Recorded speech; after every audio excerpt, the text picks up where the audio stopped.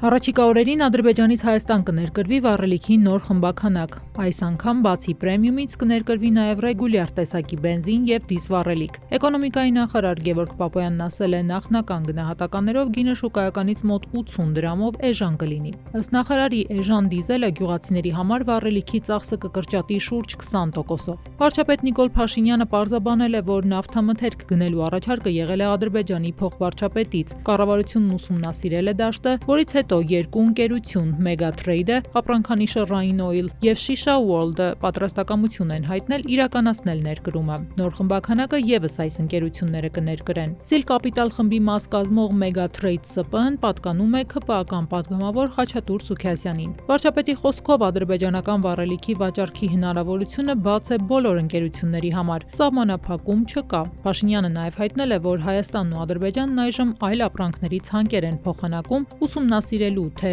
ինչ են ցանկանում գնել միմյանցից։